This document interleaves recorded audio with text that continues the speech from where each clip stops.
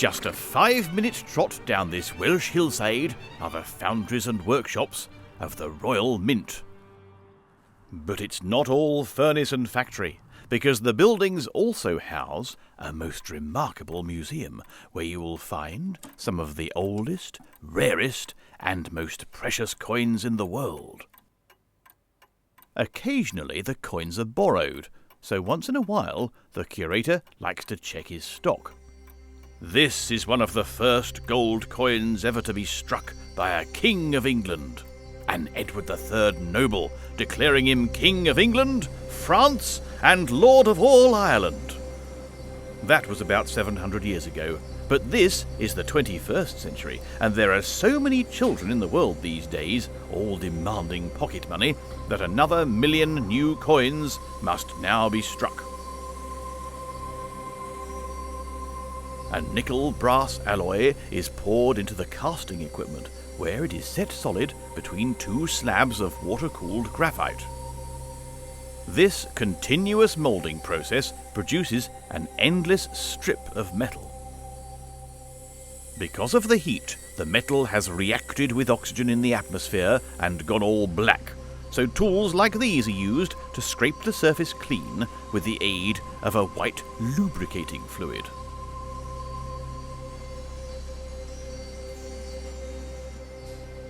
The metal is still far too thick, and so it must be squeezed between rollers working under enormous pressure.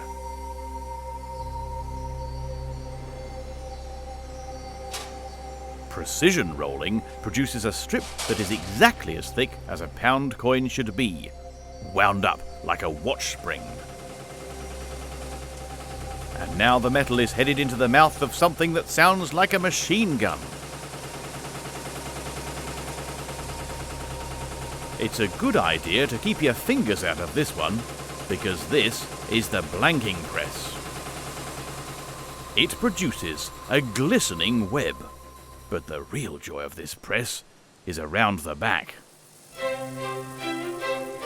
Are these little discs looking familiar?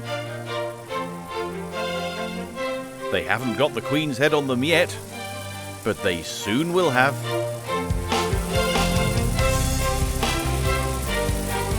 Metal is tricky stuff because the more you push it about, the tougher it gets. This is called work hardening. So, before we can strike the blanks with the Queen's profile, we have to cook them in the annealing oven.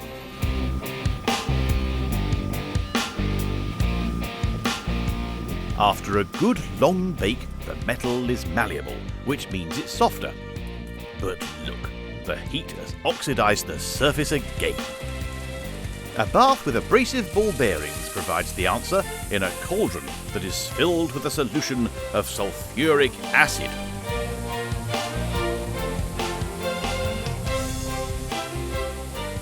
After 20 minutes with acid and silver balls, the shine is again restored.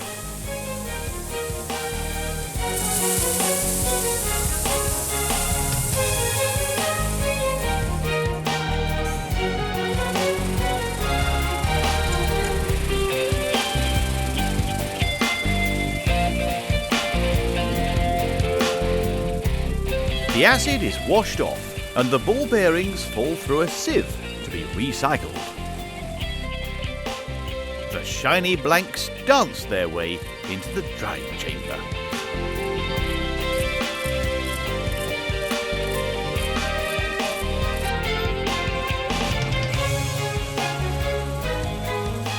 In the bad old days, certain criminals would clip coins around the edge so they could sell the precious metal. This was all very well for the crooks, but it left the poor old coins getting smaller and smaller. By having a pattern pressed into the edge, the coins are decorated and protected from the evil that is clipping. But they still need their obverse and reverse pictures, the heads and the tails. Coin designs are drawn up here in the engraving department. The pictures and writings that you see upon coins are created by patterns of relief, ups and downs that you can feel under your finger. The shading that the designer applies with her pencil represents just how the coin should look when the picture is pressed into the metal in 3 dimensions. The drawing is handed over to an engraver. She skillfully cuts every tiny detail into a block of plaster. In years gone by, the plaster model was used to make a hard metal copy known as an electrotype. The pattern on the electrotype would then be reduced on one of the Mint's magnificent old Jonvier machines. As the electrotype rotates, the design is traced by a fine metal point fixed to one end of a pivoted bar. At the same time, the movement of the tracer is scaled down onto the tip of a tiny spinning cutter.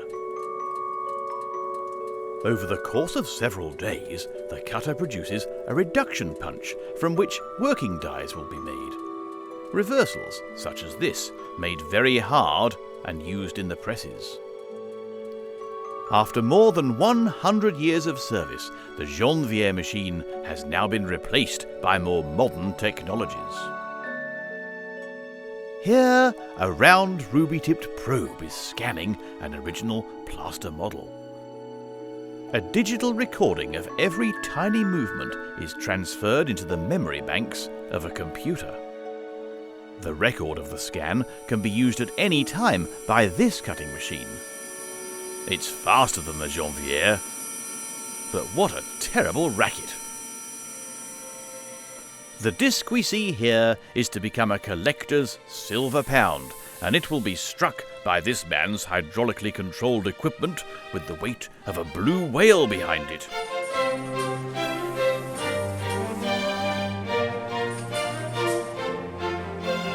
Such high-pressure pounding produces a coin that is almost perfect in every way.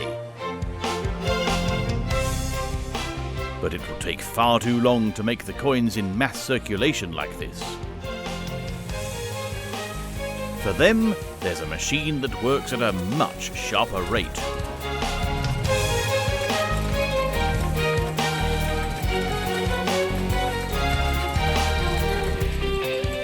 Who's left that door open? That's better. Looks like the factory inspector's on a visit. He's checking over just one of the 25,000 coins this machine produces every hour.